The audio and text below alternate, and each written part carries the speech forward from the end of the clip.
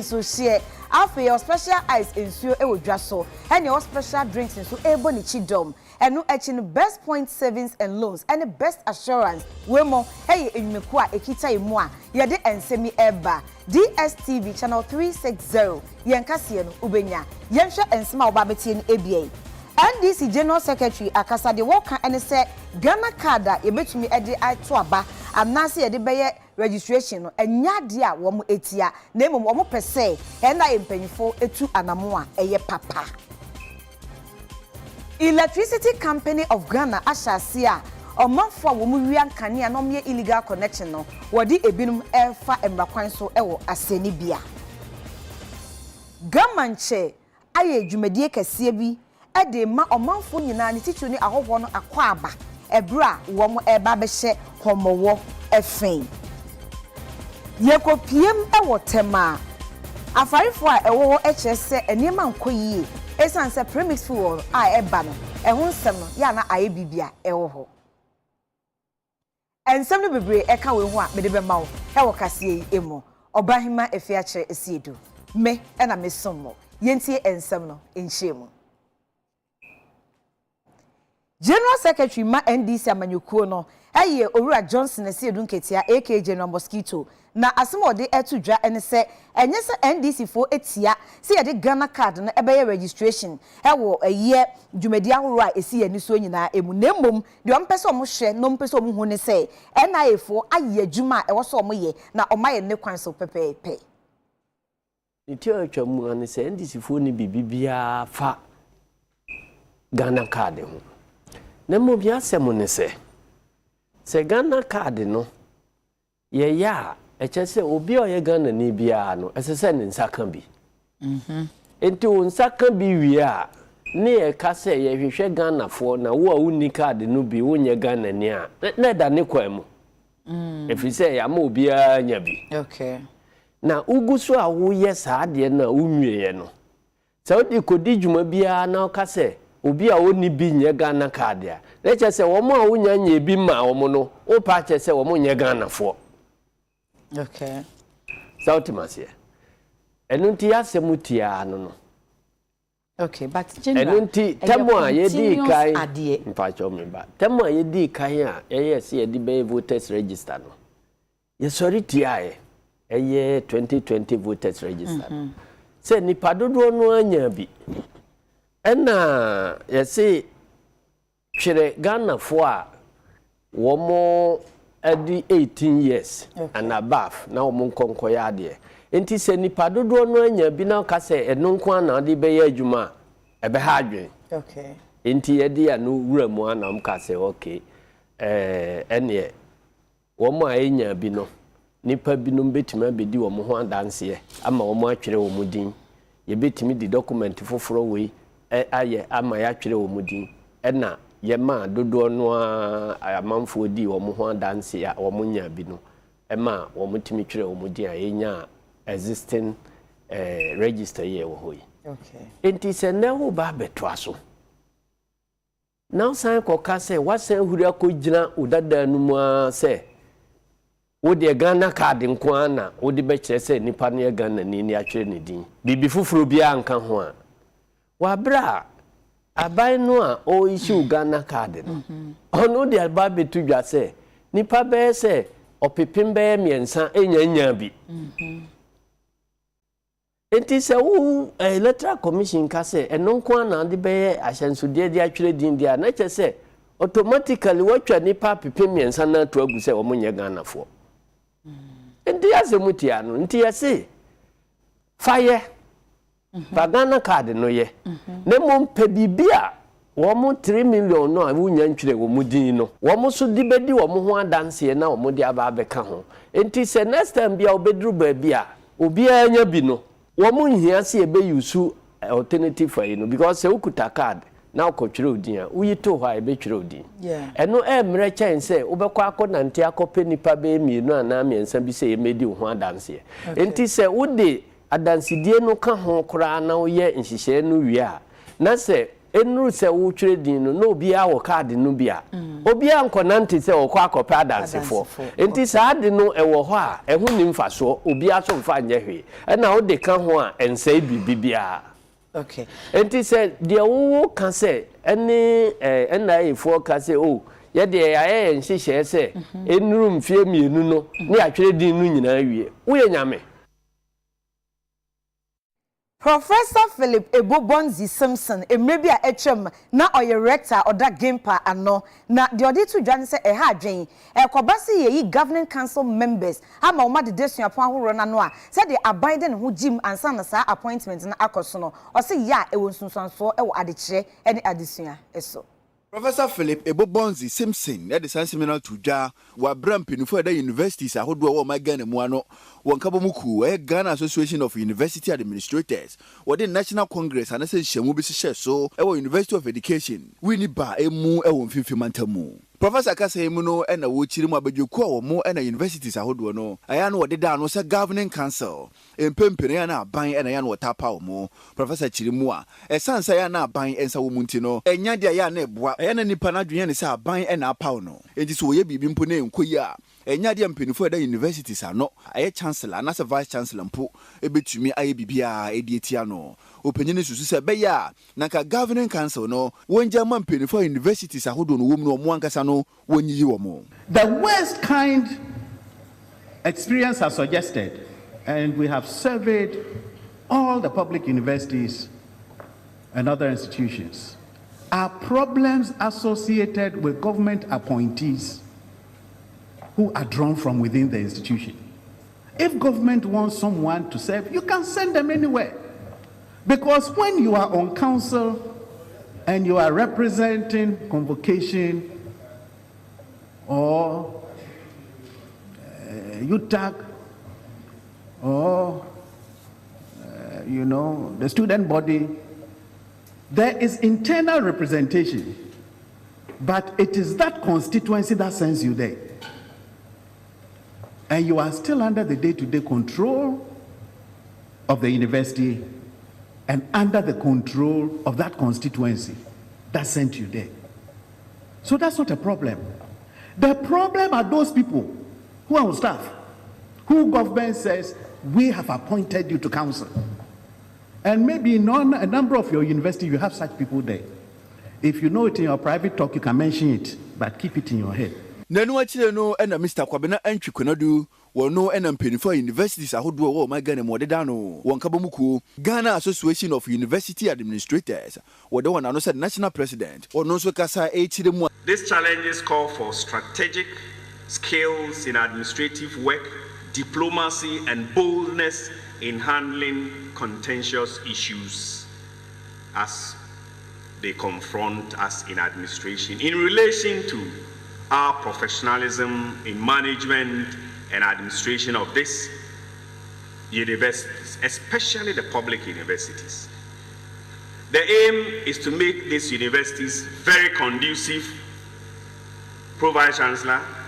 for the purpose for which they are established by making these universities globally competitive and attractive. Nanokokramuno University Teachers Association of Ghana, Mete Utah, opinion order one another president, Professor Solomon Nunu, and so Ekasa Chirinsemusei. We call on the leadership of God to use this Congress to fashion workable solutions for the many challenges facing university administration in Ghana today. We urge you to discuss the issues more dispassionately to help the government map out strategies to handle the many challenges facing the universities. Pro-Vice Chancellor Auda Kwame Nkrumah upon no anno Professor Ellis Owusu Dabo asema ode etu dwan se Ghana yensi kasem no ebetumi akoyie se mpanyufo amiani eku mfidijuma eho a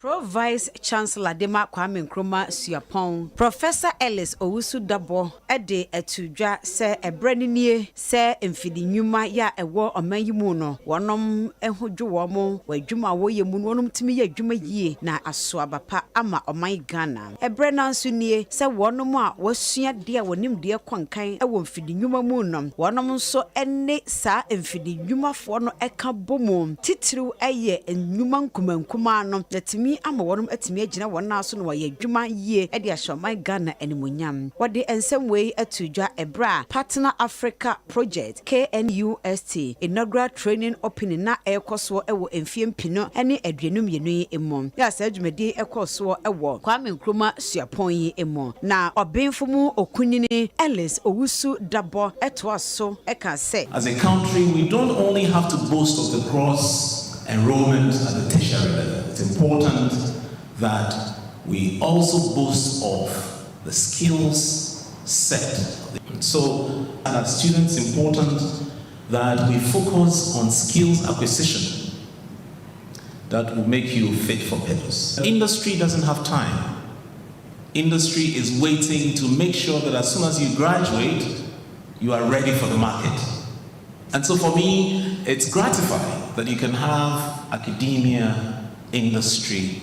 and government in the so-called triple helix meeting to ensure that we have such sharpened skills. Emfini nyuma nkabomu kuyo ya ewo oman Ghana mu ne nkura bata ewa santemantamu wonum dwemtenafo eye owura asi nyameche ene senior environmental consultant edema akwam owura Philip Prophet wonum nyina ene UTV kase etwetwe enkomo sei. We are very grateful, first because we think graduates coming out of the school, if they fit in well with our industries, we are very pleased with it. So we will collaborate fully with the school to make sure students that come out get the right training so they fit into the industries. So, immediately come out of school. We have a lot of global challenges and nobody can solve them on itself. So that's where we need you. And thus, I'd already like to thank you for making it possible for us to be here today. And we're very, very happy to be part of this training. And we're looking forward to working together with you.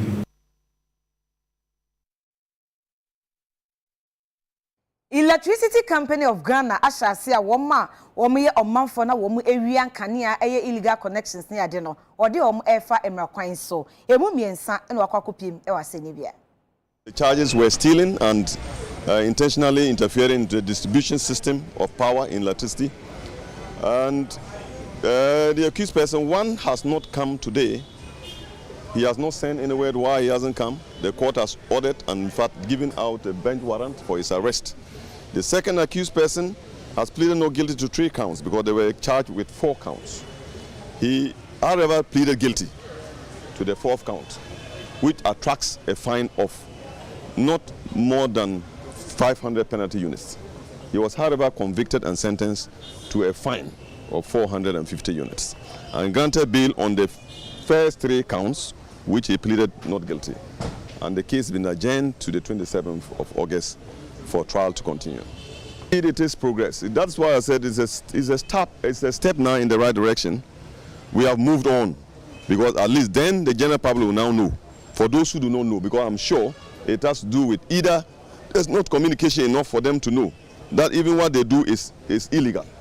because they get our own members condoning and supervising the crime. Now that we have done this one, and now that I am publicly telling the public that what they do as, by way of connecting power without authority or without register or without requesting officially from ECG is criminal, the general public will now know. In fact, and they are enjoined, everybody, every general public member is enjoined now to report any illegal connection. And for that matter, any ECG staff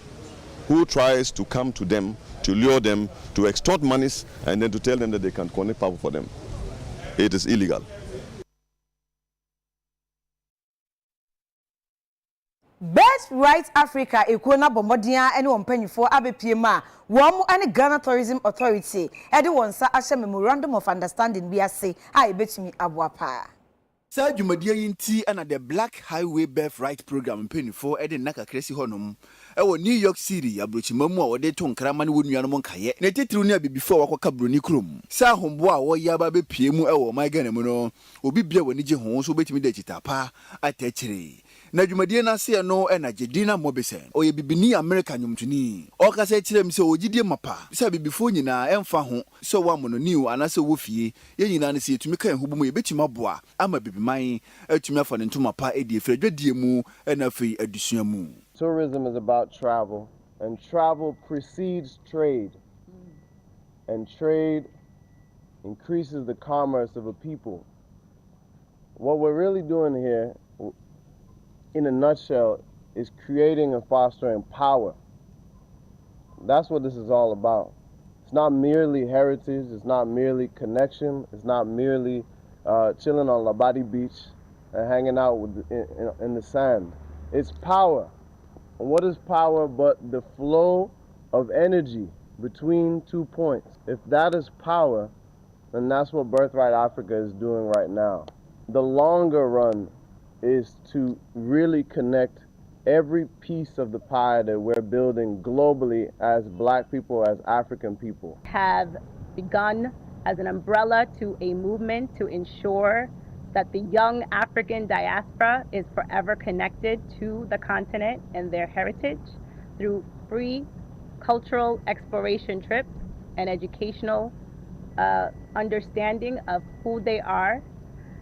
We are excited to make this commitment for a lifetime and beyond as our legacy. And so today you are part of a historic witnessing of establishing that commitment even further. And these are young people, students, who are coming out to Africa for the first time. In Ghana being that gateway, we're also going to roll the carpet for them, show them the true Africa that you're representing. Because we call Brucha, they be a Africa, Sama, now Koya to Qua, now Koyu here, now Koya Yare, Bentisa, you say, a baby memohan, near one never pa, inti. Sunday may they show near my Yansuya walk to the rest of the world. In Tianiaji, Yeda, Jiden and Newalasi, so only when Munyam have a tajma dinechi. Gamanche Kintekite ko true. Wabomodin agye ahoho bebre atu amom akwaba ebra wom eba be hye homo wo efa no na amamrani amane a wo ye edimom akwaba no enkanfo efre ne so bi enu bi na akoso.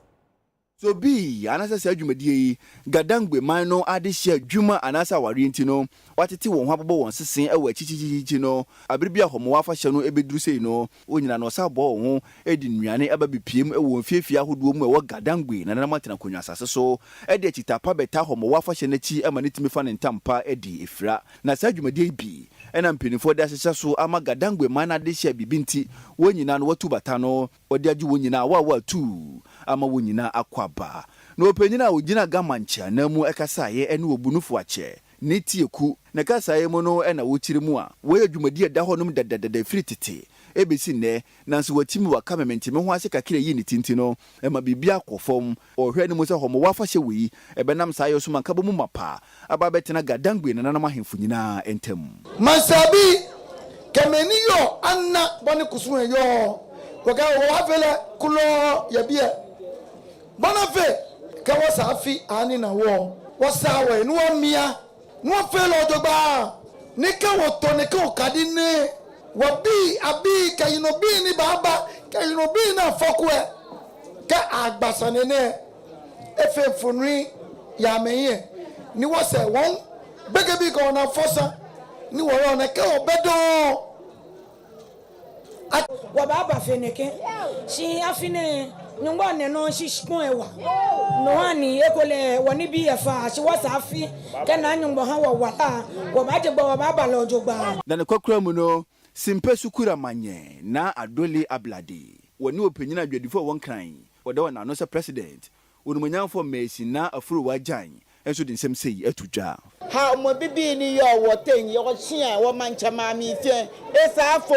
kaja mene kaya wo mpanyo mo fai aka omo no ko nyami bojogba onyanyo o mambi mene ko shibie be na ma ya fi na ata okele acha One big jomo jino manche. One do a hanga manche. Can you never modern thing? Lala a guy a tree, a guy is sumo, a telco famo. What almost nearby. Oche, Onashka, one more dromana, what you go shower, no about one that you washing.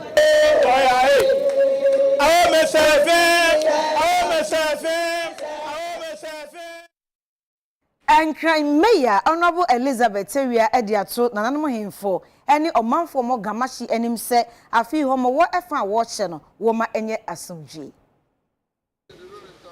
Homo wa fasha na nanoma wo gadangbe na nanoma tena kunwa ehye ho fa no nti ena ma meya ono ena nkramantam no dano urumunyamfo Elizabeth Teria bo no homodi nema bi etisa bro bayre ensa ene nema bi ekeka ho eda koma mpenufo eda ga traditional councilor no se wonje no fa mbobo ho na homo wa fasha wo behye ho fa no entumi enkototen ojina so edi tumpenufo nyina nim so wonhwe sa fasha wo behye ho fan edi asumdwe mapa ebeba na ye kafa asumdwe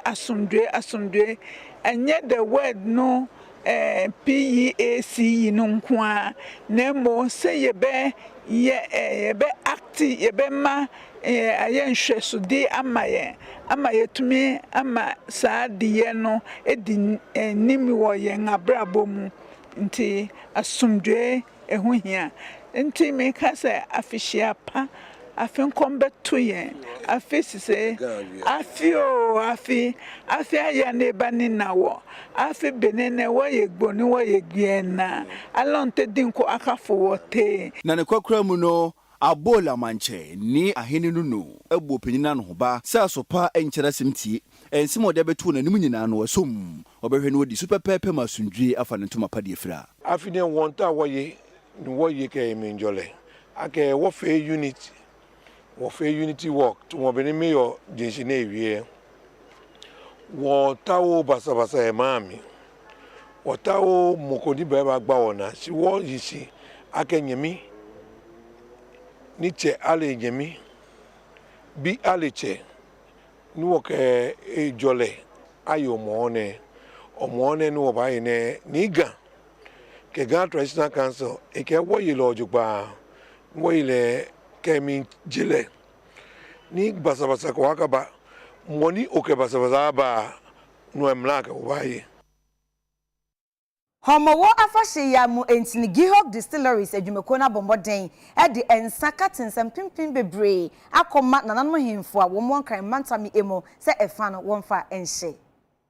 nananmo nkranfo edi homo wo afahye na eno ena Gihog Distilleries empenfo bo homoden e de ensa ne dosopuom akokoma nananom se won so wongie na se na mamretie no so wogunsa e de abonananom mpaye e de aprempuntuo enkanko ne yoyo e de mankran nananom atrankonwa asase a na nananom ansan wonsa e kan bi e gbese manche ni ayi bunte otoso mienu akumaje manche ni ayi kan otoso miensa ni adote otento otoso mienu simpe manche gamanche His Royal Highness Kintakiti Ekuchuru a otoso mienu we anim penfo ansan yi wonyina no wonsa etumi eka bie afi homo won so no se na ye nyina yenim no braso ese enkranfo no mudi sa fashe no enti na nam so ema ye managing director Michelle Honorable Kofi Juma osoma ye se ne ye mra ne ye ne ahemfo mo won kan sase so metna se na ye mfa ye ne ma ye ni bi mre o mo na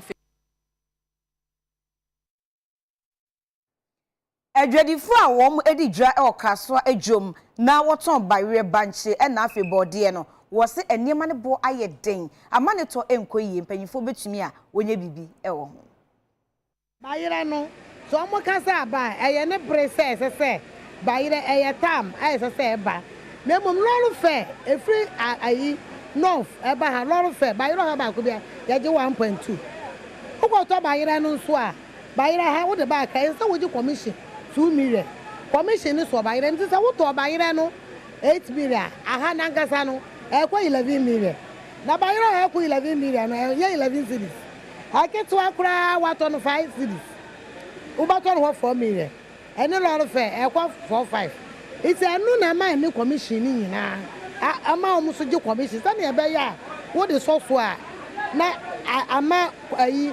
wo friends a lot of fair no akova no lot of fair na odibetu ante bayira no aba eso no boye den na boye den no ne boy ye din free ekuafo na nkasa wo because ono so no ohwe nduro ni ade na ojo to bayira na ya de obeje mu sasa ne bibia petrol bibia boy ye de it ono so to me nya mu sa say wo beto no fo don so to school fees ono so ko hospital ono so ye bibia it ono so nya ne bayira mu se bia ya benti ya wa crazy ono beja no fo say ye kodi to kwa no fo kwa bayira boy ye de mpoche akra kokoma market what the bar, I was say, commissioner, a lot of fair, and so I want to turn some of you, baby. I thought, so I wouldn't know. This is a minute. This is because I say, lot of fair, no. And so Mamma went to me and found by them a first for the band, the price of I was so. See, I never mind the lot of fair cry, Eddie. To almost the bar, more lot of fair, and I didn't to me here for 4. Nempanic of 5 from bedroom, I bear 1.5. Ono so de ba ne adro na woto no so no boy de nti want me ma de ne yefo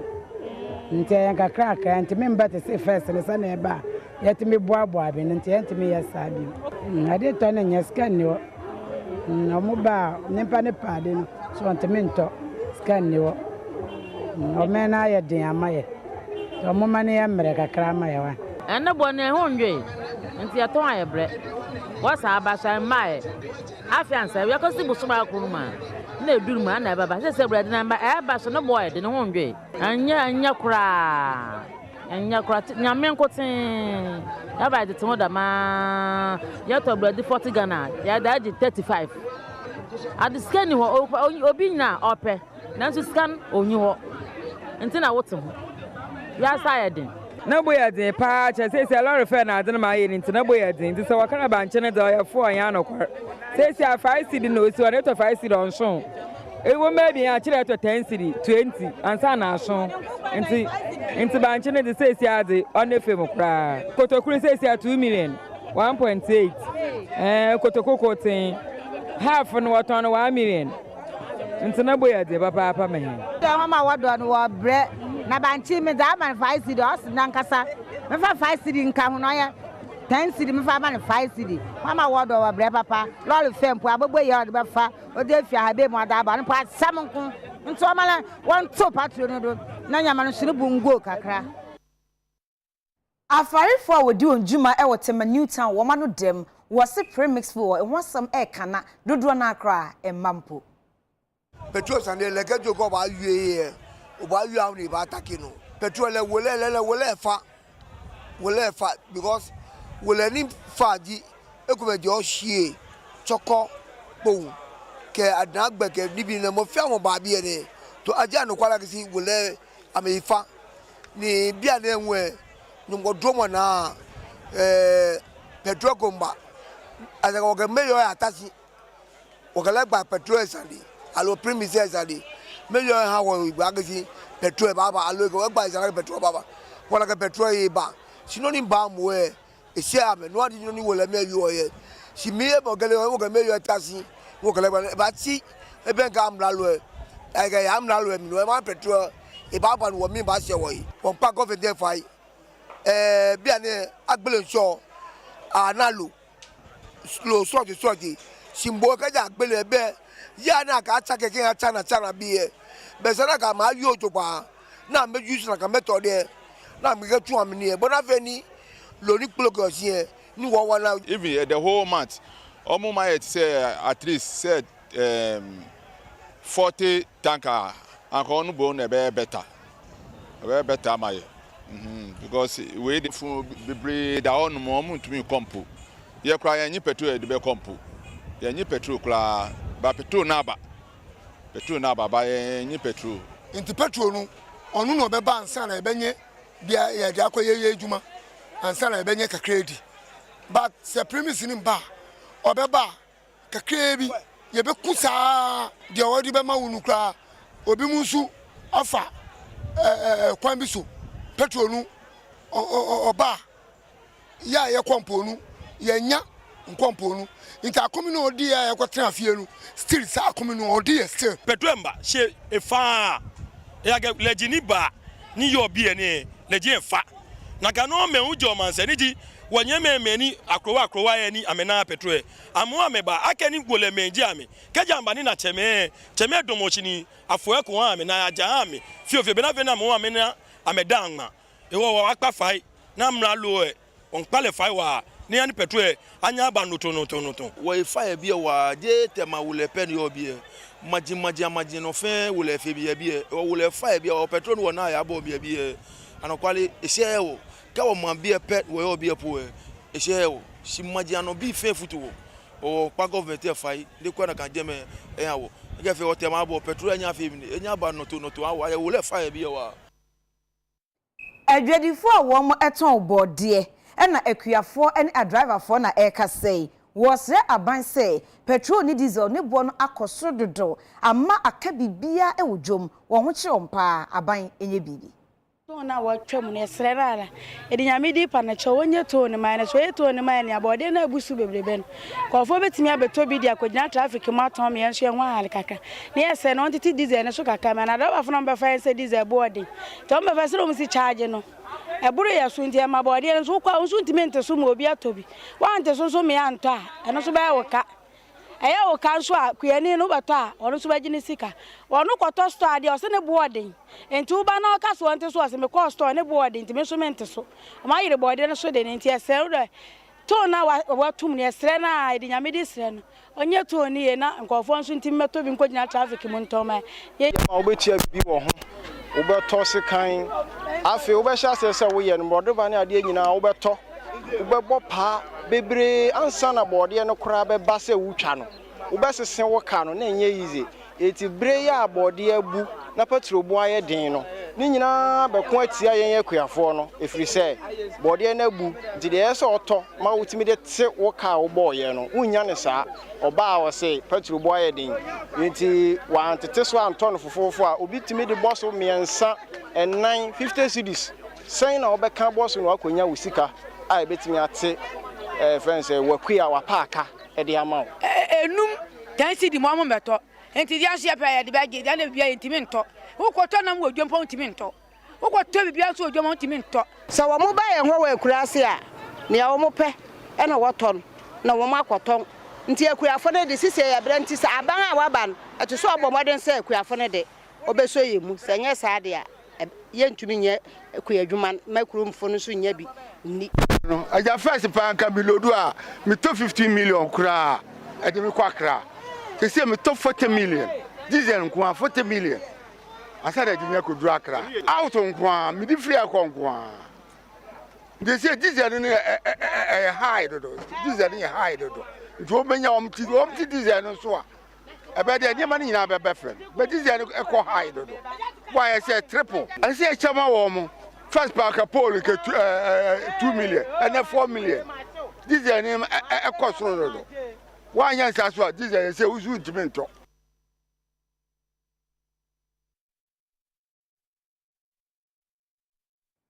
adwadifo ma wo Brim Central e wo Poe Mantam emono wate wo hu agu abonten e wo achim oda na wo mo ye oyehye ni nyina ane se wo mo hwe kwan senka main market no empanyifo bewie edi amom bepem enne yentumi ensi wieda adwadifo ma odi dwa e wo achim oda dwa kesiem no wonani abre a wate wo hu agu monten so di konya bo wonti wonan no wonsa wo ye oyechira no odin edite wo mra se bedwani ena afa banka chipanyina wo honom wo kirema wo mra se bedwani ena afa banka chipanyina wo honom wo no mu di kotuma menhwe wo to aguru bia eno so no sabi e ya gobone nya de wonani agye ho osusu se sika aban de amomo se wo fansiesi dwa no emfa momo no afa mpenifo nsase eni to tonsa de fre yoku so mbehwehwe mu emfa momo ye ne adwadifo ma ne bi twetwe nkomo baby e wode enkoe e wo nwuram tu e kwan so gwa yentimi emfa ka mienu ansa na yakoho akodidwa enti akata ne say ade yempe eno de ensanko baby fufu bio e ho no nso yakwa nipa wo ho yeduru wo nipa bebre on tabe fumi e mu ne wakata ne say na wonim say wo bagidwa ama wo afi won won sem efi say wa chacho won di ajeji won sika enti say yen beka ho dia na wo bagi aman a ebe nka be ye mujasem saa asem ya wo kan no kwa ebo ye nyina hu ya so ye doso central market ye doso pa ne ye be kona mujasem baba de ye ntimi enti ye ka chen say saa e ho ne de ye nko for that ye market na wo no e wo mu sa sedie na so ya asem ye ka chen na do sa e dwa no wo mu sia monto mani what does the Libya? Over your idea, my Nam says, see, I ain't done that work on and penny for a day in the Mohano. What a person with the for Quabiswa? Yan ain't June. Again, Mama, I just say, Bessie, near the Abesicafua. The Santa Market of Sodia. Yan for young part of future. A flag of Papa penny for the show. Not your one woman say, a man of Sabi, almost enya omo dwetri omo didi dwuma diaka ene se ebenya baabi e mama tena no medi omo dwane na aban ababesi edwane foforo won kire yen emudi a omo pe na yemfensi honom na omo nko wom se mienu nyina omo mpe de mum lori kwan so ne omo ntena eno so de ho ye ne sa enye yi ye ne omo akasa omo atiase nanso ye nim se at better than I my some na politicians be the ho agimunti na ihu de hu ye sabe numbers no e ba ye no nipa na e ba ye no sabe say nipa ba ko pampu say oye demonstration a concern emma as member of parliament enti ye ne omo edi nkita ho kasa na ye card ye ne om kind eno an ye beguso na omaka minyi ni so metima demonstration afi mum nyina nie ya kire omo se aban beboa ye beye no ye beye wo mo pese omo kọ bebi pese de omo kọ no omo bekọ akoton ade wo ho omo so omo nkọ no ye ni hwe beye amom wo mo ye ensuom nam fish ho adwuma e wote ma new town no omo pe emoa ni nyina ne se ye mo bosia ne ensi ho a ewo ho no ewo fom ye pe moa se aban ni beboa ye ti se ne omo bua ekuafo no no mumwa yes I first year loan ye nya loan ayepe because yen so ye employ nkrofo na omo ye dwuma ne maye ti se ne akuafo no so gi nkrofo omo doma wo omo numu ni ade no sa ne ama ne nyina ye pe emua na omo di beboa ye na ye sa dwuma no atomi akoso de etoso mienu enam na ye kunu no mu hyema ye wo empoano no nyame anim ne nukure ni ama ye dane ekafo because sani aye maame no mu ye adwuma na adwuma ne ye omu de omu ni ho aye nso ya beso mu no ye de ne enye de maye bio ni nyina fi sani omu hye nam ne maye no enye ma nti omu ni omu nkasa maye na omu hye nam ne maye in the sense ye nso ye de kwadwa ye benya ya no aduane adi ama ye adwuma no atompon. They have to subsidize the wire mesh to us like the way they are buying outboard motor to fishermen so that we also get its low price to buy because we always as for every year you have to change the wire mesh so we need it to the government must do something about it. They are not so no boy do empoano. Say yes, my and so yen share my sa yen share my oma reduce enam no enti omo reduce enam no yeso say e be na e be so yesika ye di tono sa na yeso ye be ye no enti yes say yen ka kire be ma no a ye kunumu a e de omo ye adwuma no say omo so omo hye nam no ma ye enye ma na price no so be foma ye nyina ye beton de ese ke wo ya ni wo ke ba chuni wo hiyo ni wo ke wo ya wo no ejala wa won wo to ke amekwemi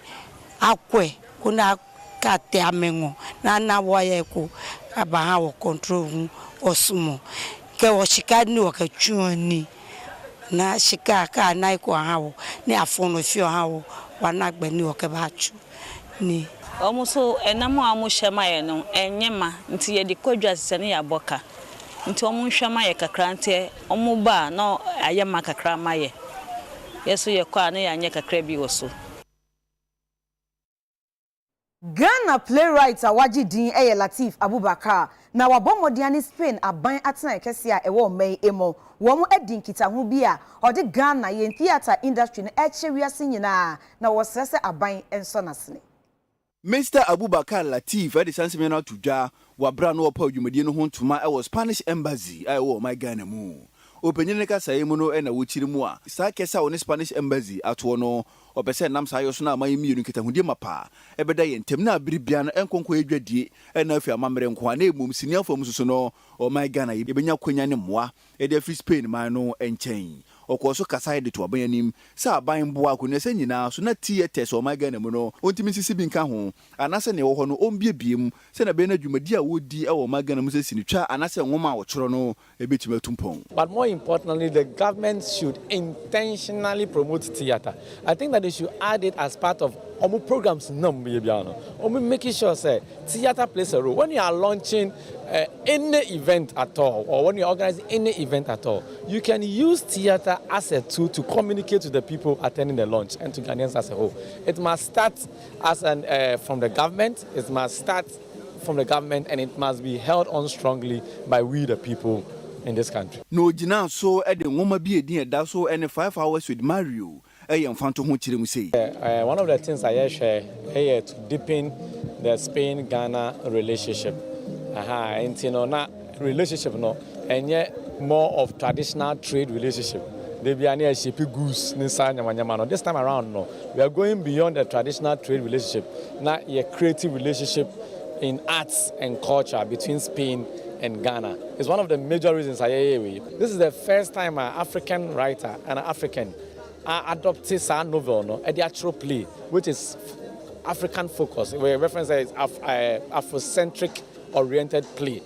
Ghana, just to teach us about our culture, to reflect on our lives. Spanish embassy e wo magana mu penyina wo de wona no se deputy head of mission Mr. Diego Sportono enso kasa chirimu a. The first time it was in 1979, and I think it has been performed millions of times over these last years, and it's a wonderful thing that Ghana will get to enjoy it. I think it will give it a push as it did in Spain back in the 80s. A lot of performances it